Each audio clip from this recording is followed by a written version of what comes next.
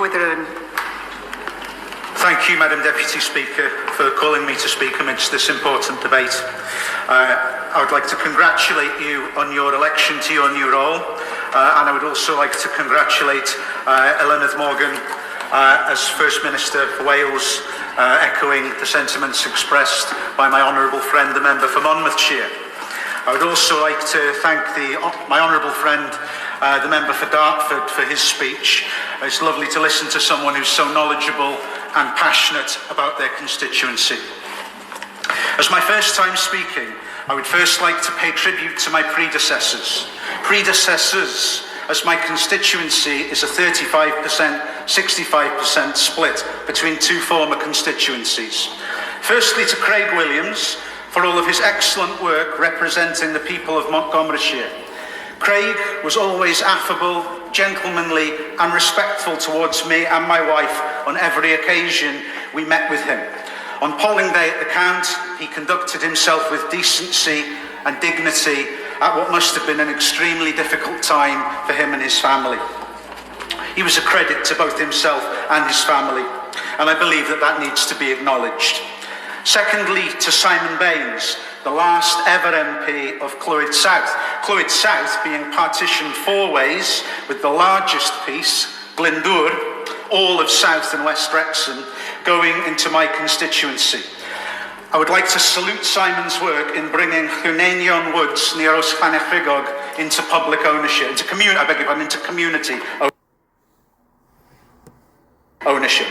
I grew up in Glyndŵr, but this was 4 miles outside of the constituency, the pre-1996 Glyndŵr not having identical borders to the current incarnation. Having lived in the constituency for 15 years, long having put down roots there. Glyndŵr has an incredibly rich industrial heritage. Until relatively recently, Air Products and Monsanto, which straddled the villages of Acraffair and Cyfnmawr, dominated the landscape, with the famous Rwab and Red Brick dominating many towns and villages within and beyond the boundaries of the constituency. Going back further, I would argue that Chirk is second only to Bourneville in the history of chocolate production in the UK, and Bersham Colliery was the final coal mine to close in North Wales in 1986. It was also in Bersham on the River Clywedog that British iron making began in 1670 and smelting iron ore with coke began in 1721. Montgomeryshire makes up the larger part of the constituency and also has a fantastic history. It was here that Robert Owen, the pre-Marxist socialist, was born in 1771 and died in 1858 in Ydrenewydd, the largest town in my constituency.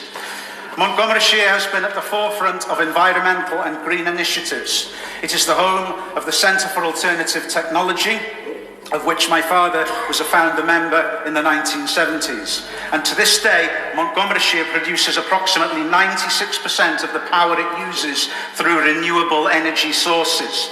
This taking me on to what has to be one of my objectives and one of the priorities of this government, Madam Deputy Speaker, and that is the creation of Great British Energy, a publicly owned energy company which will see a vast increase in renewables. What else are my objectives? As until earlier this month, a national executive member of the NASUWT Teachers Union, our New Deal for Working People is incredibly close to my heart. The banning of fire and rehire, and even more so, the abolition of 0 hours contracts, is one of the things that this country so desperately needs, and we will bring it about in the first 100 days of government. As a teacher since 2005, having been a community governor, a parent governor and a teacher governor at multiple different schools, plus having held an array of different elected teacher trade union roles since 2009, I feel I am qualified to speak on matters pertaining to education. Our education system is in crisis. The number of teacher vacancies, especially in key subject specialisms, and the number of teachers leaving the profession is alarming. Whilst I thoroughly welcome the government's proposal to recruit thousands of new teachers, retention of them once they have qualified is of equal importance if statistics of teachers leaving the profession within the first 5 years of qualifying is anything to go on. Schools underfunding, especially secondary schools underfunding, is a ticking time bomb. My own experiences made me want to become a teacher. I was statemented dyslexic and dyscalculic at a time when a lot of people didn't believe such terms existed. I was completely illiterate until the age of 11 and was placed in bottom sets at school for many years and written off by many. I joined the profession to not write off anyone and to fight for children to believe in themselves and realise their potential. This has gradually become more and more difficult for even the most dedicated teachers, Madam Deputy Speaker, as hungry children cannot realise their potential. And this House needs to do everything in its power to ensure that there are no hungry children in the 6th richest country in the world. Finally, I would like to thank the House and all of the staff and all of the political parties for the kindness and support I have received after the recent death of my mother a fortnight ago today. In those final weeks of the short campaign, I think my mother had perhaps not told me how ill she was. I also believe that even in a period of deathly illness, she may have used her unforgettable influence, a 3-line whip of her own, to try to persuade my sisters and father to not tell me just how ill she was. I would have done the same had our roles been reversed.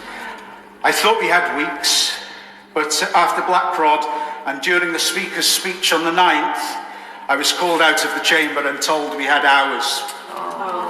Thanks to the efficiency of the staff here in this building, to whom I'm eternally grateful, I was able to get straight back on a train to Wales in time, and thanks to the exemplary care of Dr McAndrew and Nurse Catherine and their colleagues at Wrexham Maylor Hospital, I was able to see my mother before she died, not suffering or in distress, to tell her that I love her and to hold her hand while she passed away. When nearly everyone thought that Montgomeryshire would remain the only seat in Wales never to have a Labour MP, my mother believed I would win it. She never gave up on me, just like she never gave up on believing that I would be able to read one day and make something of myself when I was a boy. I'm glad that she got to see me elected, because I know it made her very happy. And if it's permissible, Madam Deputy Speaker, I would like to dedicate this maiden speech to my mother. Diolch yn fawr. I call